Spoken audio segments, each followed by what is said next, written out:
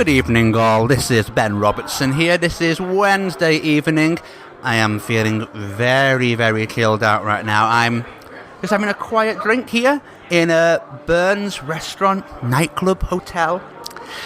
This venue was founded in 1863, they tell me at the bar, and to be honest, this is Stockholm's most premier fancy pants location you have. And this is the kind of place where Frank Sinatra would have been smoozing around during the 1950s.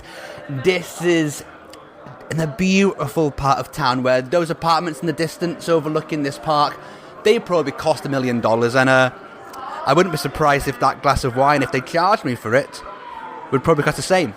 Why am I here, you know?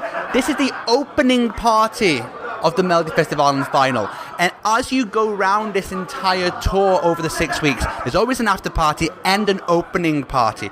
And they're very generous. They'll feed us. They'll also give a few drinks as well. Why bother with all this? No, there's a huge expense about this tour. And there's a few reasons why this is something that is so important to it as well. Firstly, you want to see these artists all looking fabulous and really get that media snowballing towards Saturday night. Right now, about 3 meters away from me, the Schlagerprofilen are talking to Hannah Firm. All the artists have dressed up for the night. There's going to be photographs on the red carpet. They'll be in all of the newspapers tomorrow. You are starting getting the media attention for this, building up to the show. You're also having the fact that this is a really informal setting. You can do a quick interview here. It's all smiles. There's a glass of bubbles in their hand. This is a lovely, lovely event and a lovely way of getting people mingling. You don't have to stand in a long queue to do interviews. There's also a different kind of mingling going on, and not a mingling that deals with us as press. You've also got people making contacts and connections informally. There are songwriters in there's a whole bunch of them around the table having a good gossip right now. And some of those will also go and speak to artists, speak to record labels. The whole bubble will start to work together. There'll be people from the other cities as well. I wrote about Luleå a few weeks ago, how for a town like Luleå, in a small place, hosting an event like Melodifestivalen is fantastic for getting new connections. These events make it really possible to do so. So there'll be people from the local council and organisations here to mingle. And also sponsors too. Sponsors love to be a part of these events. These parties here, they are so legendary. And I tell you, I've been to a couple of the after parties and they haven't disappointed for just... You know, you're looking at stars on every corner, and that's where sponsors really want to be.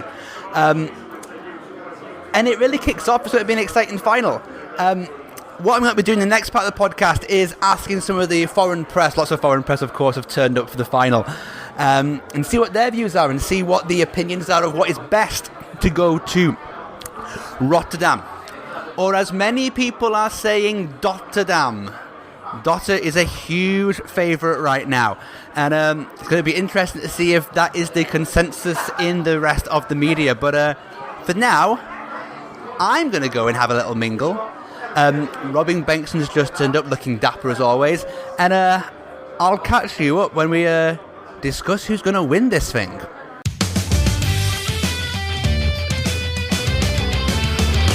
Right, Ben Robertson now, deep inside of Friends Arena. I have been watching some rehearsals and I love this point on the tour because when I was up in Luleå and in Linköping and things, I was genuinely Swede who was there. When it comes to the final, everybody wants to find out the winner, and the press room is now full of loads of Eurovision experts from around the world, including this man I'm sure you all know right next to me. Hello Ben, how are you? Very well, Richard. How are you, and who are you working for this year? I'm very well, thank you, and as always I'm here with Eurovision Ireland. So, Melodifestivalen. Yep. We're going to find a song to go to Eurovision. Yep. Which song do you want it to be? I've got two favourites. I can't say who's going to win yet, because obviously perception outside of Sweden is different to perception in Sweden. But my two favourites are Victor Crone, which is Troubled Waters, and The Mummers and their song Move. Victor Crone, I think, has a better song than last year. He's allowed a lot more freedom around the stage, and it's obvious when you watch it, and it just seems to come well across the screen a lot better. Mummers, they just bring pure joy to the screen. And watching the rehearsals, we've seen 4 songs so far. They're the ones that stand out, and I can't wait to be in the audience on Saturday night when everybody claps along, and I just think everybody's going to feel fun, and yeah. Feeling fun and a bit more freedom. Yep. Does that mean we've got another Eurovision winner on our hands here in Sweden? If I'm very truthful, the honest answer is no. I can't see them overtaking Ireland's 7 wins. I can't see Ireland getting an 8th win either, but that's not the point of this podcast, admittedly. The 12 finalists, I can't see any of them honestly winning this year's contest. It's going to be a tough one, I think. And Richard, we'll keep it very short and sweet for now. Where can we find your work this week? All my work from this week can be found at EurovisionIreland.net.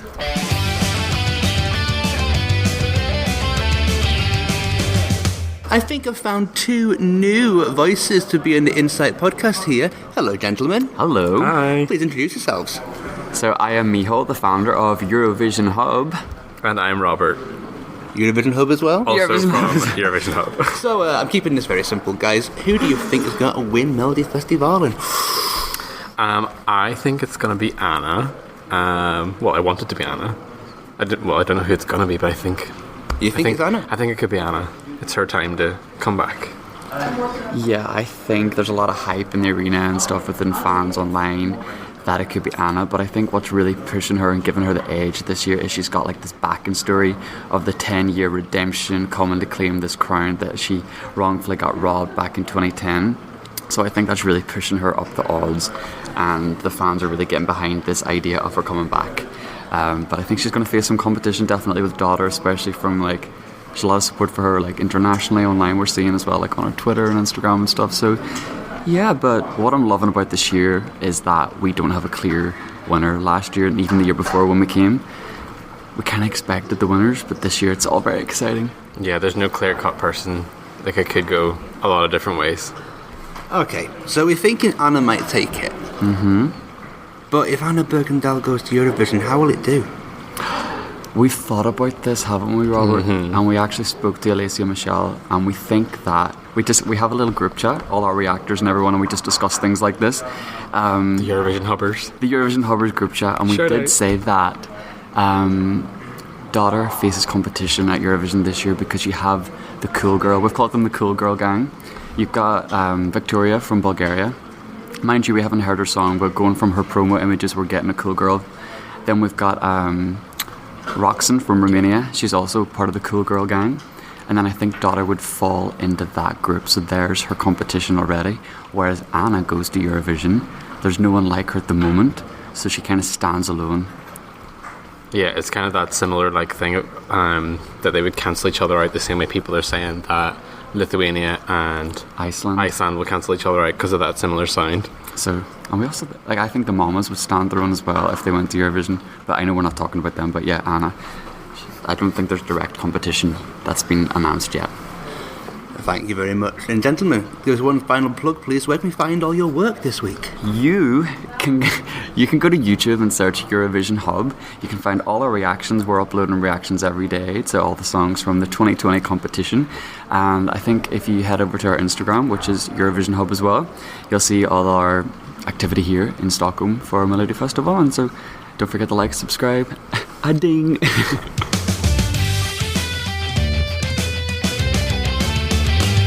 And one more friendly face to do a little bit more easy insight podcasting. Hello, who's next to me right now? I'm Alicia Michelle. Alicia, what are you doing here this year at Melodifestivalen? I really was just Melfest this year is just coming super strong, and so I'm covering it for my YouTube channel. I had to. The year is just too strong. Do you have a winner though? It's hard because I think when people ask you your winner, they're wondering who your favorite is. And I wouldn't necessarily say that my favorite is my winner because I have a lot of favorites this year, and this is not me waffling. But who I think would do the best at Eurovision, between the Mamas and Anna, I'm giving the edge for this iteration to Anna based off the fact that Kingdom Come is such a strong song. And, 10 years later? Come on. The momentum is here. The story is there. The story is here. The momentum is here. Off the heels of Ashes to Ashes and into Kingdom Come. That is the story. But Anna Bergendahls been to Eurovision before. How would Kingdom Come do if it went to Eurovision? I think Kingdom Come will perform very well. I think that there's something sonically interesting about the song.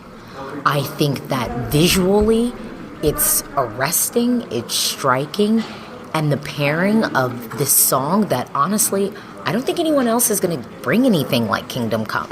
So it will be able to stand on a plane unto itself, and I don't think that it will really be able to be compared to anything else. And that's really why I'm giving Anna the edge, because I think some of the other entries here, although really strong, and although, I like them, I think that her song would just really, really stand out amongst the crowd at Eurovision this year. For me, I think Anna Bergendahls is something that is so Eurovision, but still so new. There's a balance of the two there. I agree. I think it is. So finally, let us all know, you've mentioned your YouTube channel. What is that channel? Where can we find what you're doing this week? It's so simple. It's Alicia Michelle. I got a new video on YouTube. Just search Alicia Michelle. It's really simple. Really simple. See you all there.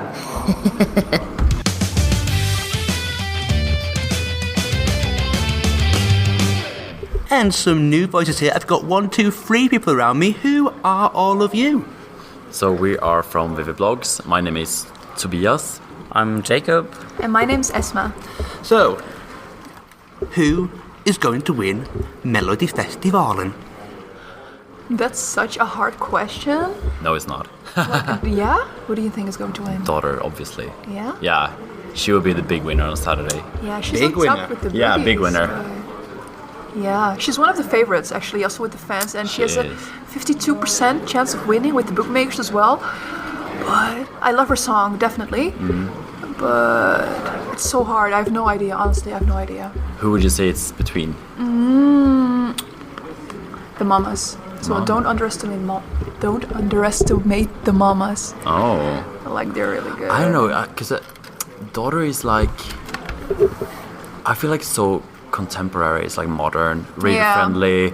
She has like a unique staging, which I think will look amazing in the Eurovision stage. Yeah, absolutely. Song is great.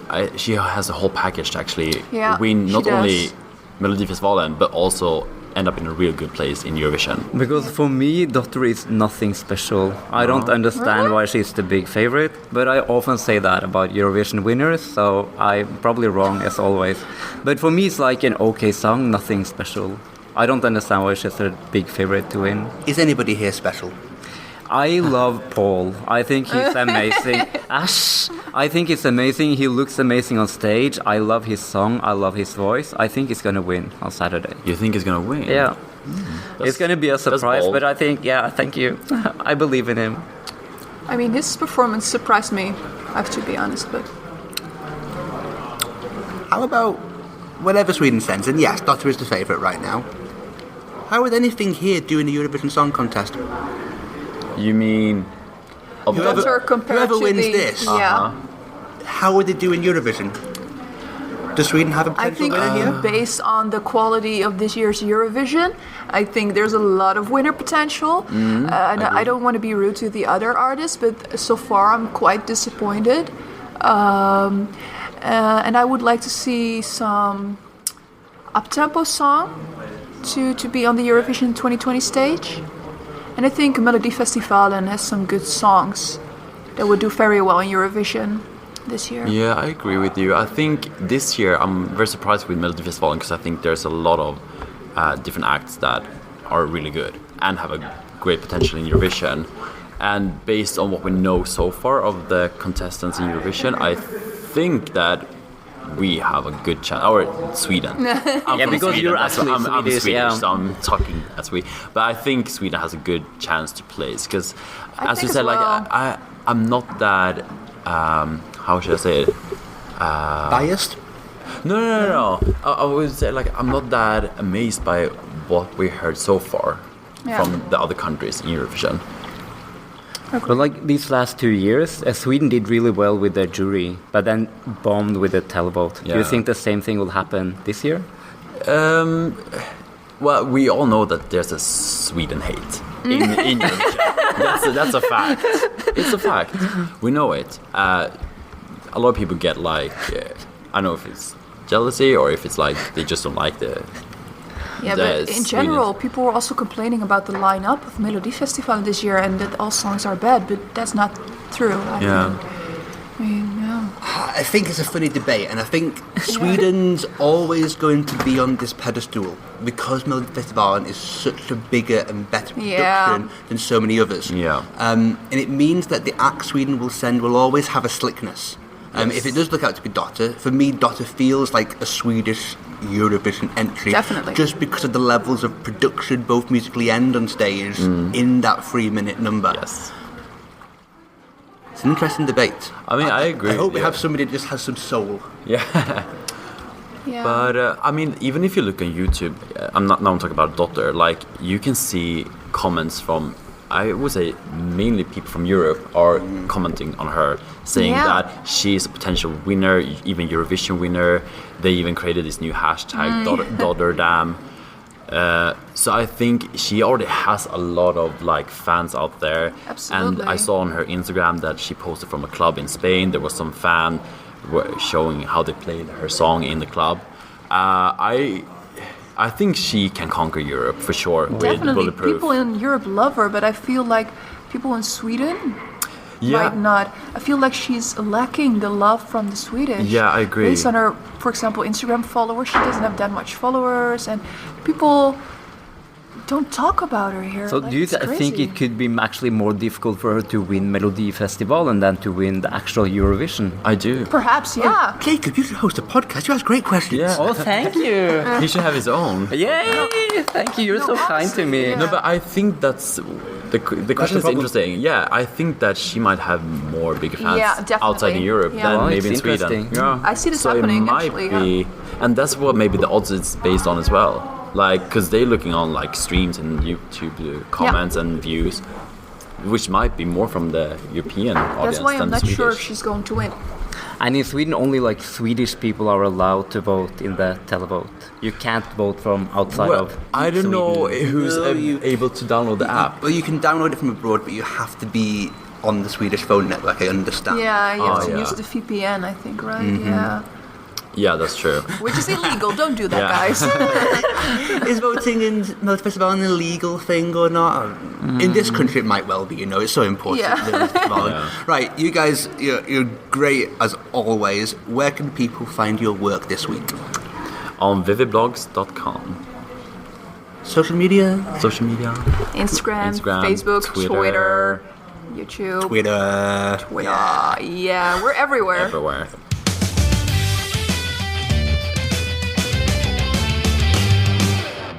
This is Ben Robertson here. We are at the very end of this Melodifestivalen journey for this weekend. I am now in a lovely packed lobby area of a hotel just on Södermalm on the south side of Stockholm, the cool part of Stockholm.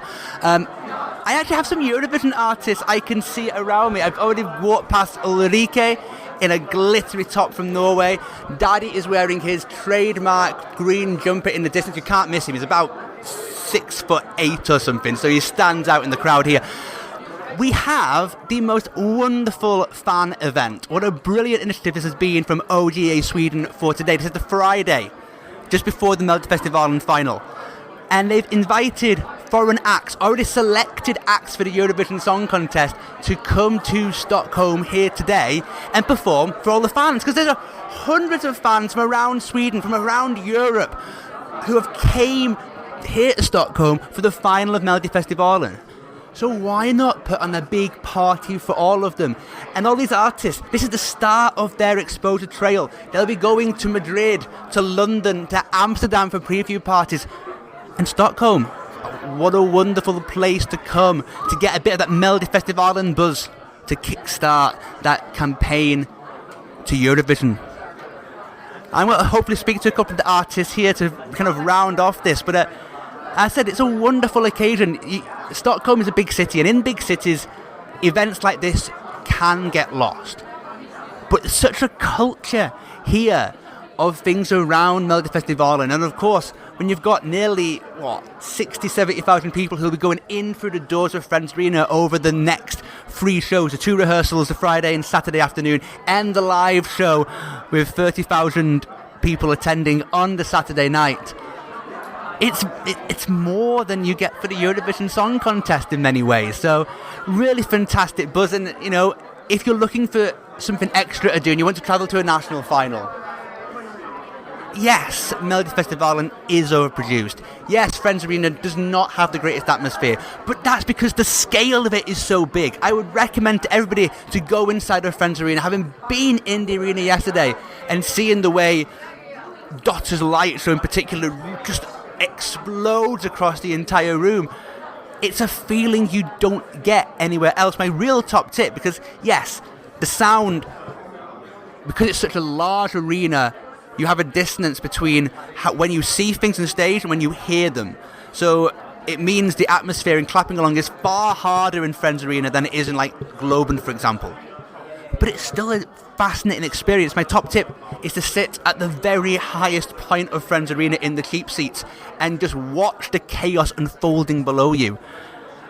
And here, the beauty of this is there's going to be huge parties happening in town. The fan club are organising them, and also other ones as well. You get so many people jump on this Melodifestivalen bandwagon, and compare that to Luleå 3 weeks ago when I went to the after party that the fan club run there, and there was about 7 of us dancing to some very old, I think Comme Si Comme Ça and other bizarre Eurovision choices, but there's going to be 700 of us doing the same this weekend.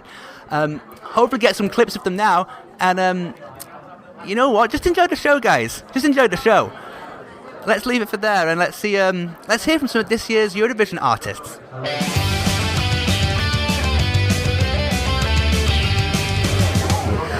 Now, I am here with somebody who I recognise from seeing them 6 years ago. Samantha Tina, nice to see you here in Stockholm. Oh, thank you. Nice to see you too, and meet you again here. Now, I met you in 2014 in the lovely little seaside town of Ventspils in Latvia. Do you remember why we were there? Yes, you're totally right. Yes, I remember my 2014 year when I was on stage in a super final with a song Stay.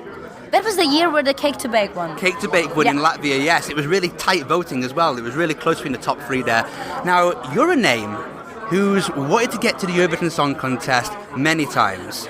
Yeah, it's already 6th attempt. It's already 6th attempt? Yeah. Wow. Now... But I finally did it. I got it. You have finally done it. Yeah. Now, why have you wanted... It's an easy question. Why have you wanted to keep coming back and keep having songs that are so challenging as well? You don't just come with a song, you come with a... You always bring power to the stage, don't you?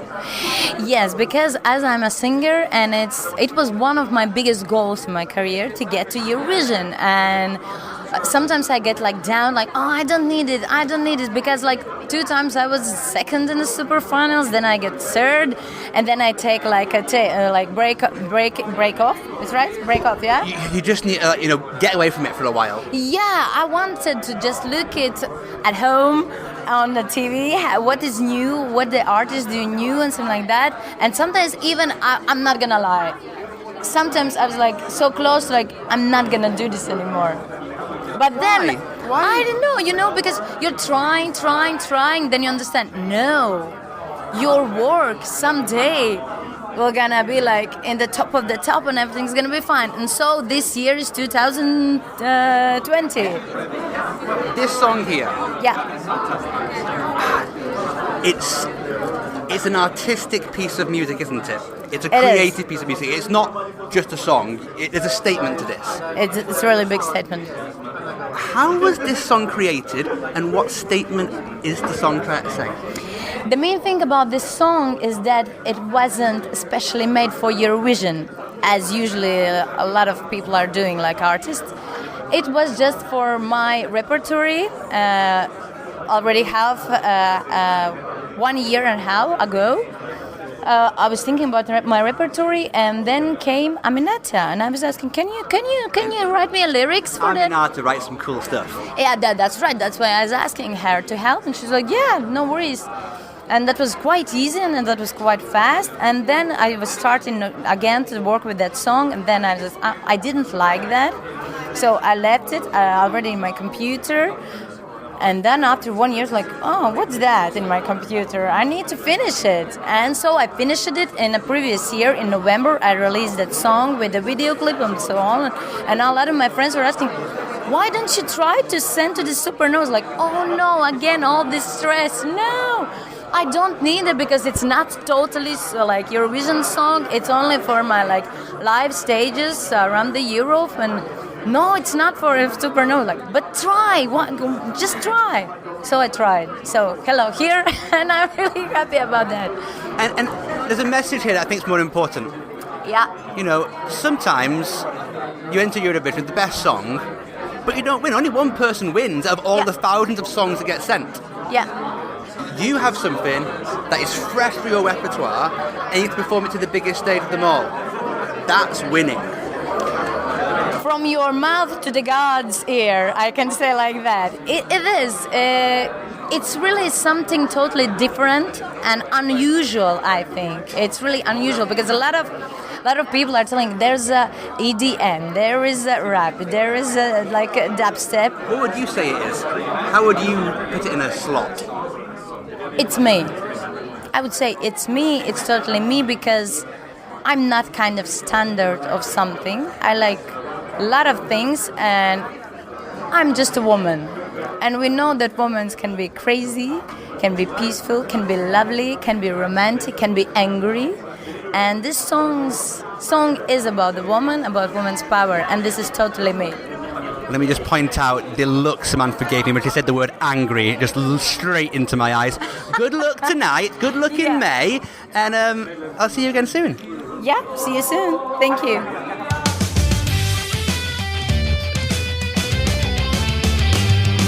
I've now met another one of this year's Eurovision acts. This is Sandro Robertson in Cyprus. Hello, Sandro. Hello, sir. How you doing? Now, Sandro, you've had probably the most nerve-wracking hour of possibly your entire music career. Can you explain what just happened? Straight up. Yes, 4 o'clock today. What happened here? 4 o'clock.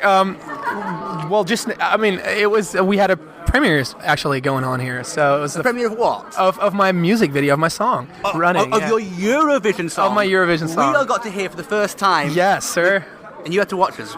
Yes. It was nerve-wracking. It was really intimidating, actually. So I was really nervous and tense. But at the same time I was pumped. I was really excited about that. So. Now this song here, you know, it is one of these power pop songs. Yeah. Now, how was it born? How was it made, this song? What's the story? Well, the story is the story is this. It was born in Berlin. It was Alfio Curry who came up with the idea of like writing a very real, vulnerable, but also like very. It's a profound theme. It's a profound topic. So he came up with the idea to write about a song, to write about something that has to do with depression and anxiety as I'm going through this. So I'm dealing with anxieties, I'm dealing with depression, I'm very open about it. It is a very, like, it's a song about that. But it's also about building up hope, you know? Because there's always a light at the end of the tunnel. So to jump in there a little bit, it's like this song has been crafted to try and mold the story that you're going through right now. Yes, so in that sense, sir. Somebody's trying to make it as personal as they can to the person I'm talking to right here. Yeah. So like I said, I mean, there's so many people that go through the same thing, and I just felt just felt like I had to address this to people, and I had to bring that message across. As there are so many people that feel lonely, that feel like that they can't be saved because nobody would understand them, nobody would ever understand what this feeling is like. Because I went through the same thing, and I thought like I could never pull myself out of this, but I did, and now it's a part of my life. I accepted it, and I felt like, why not writing a song about that and let people know that they're not alone. Final things, and I'll get one more interview in here. Absolutely. Now, we heard the premiere. Yeah. Does that mean we heard the first live performance of the song tonight? Yes, absolutely. That's true. That's Stockholm Classic. Thank you, Sandra. Good luck. Thank you so much. Thank you.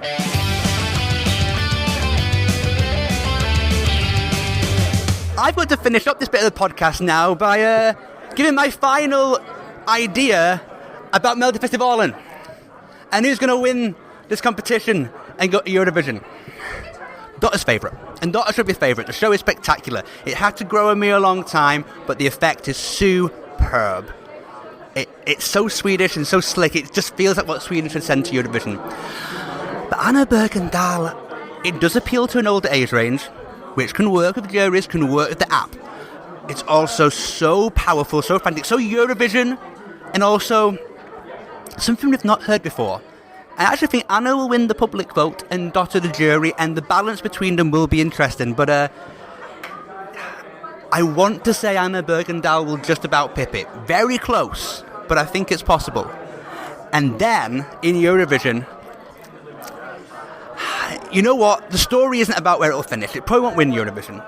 The story will be on Tuesday night in Rotterdam, when Anna Bergendahl is there, waiting for the final envelope. Will Anna Bergendahl be able to qualify to a Eurovision Grand Final? That's a story. That's a story we as press want to tell. This is the story of redemption. And how perfect would that be? It's been okay, Melodifestivalen. Probably not a Eurovision winner in the lineup here. But then, Sweden with Christer Björkman would have one more throw of the dice to try and get that elusive 7th Eurovision title. Oh, the excitement is so there.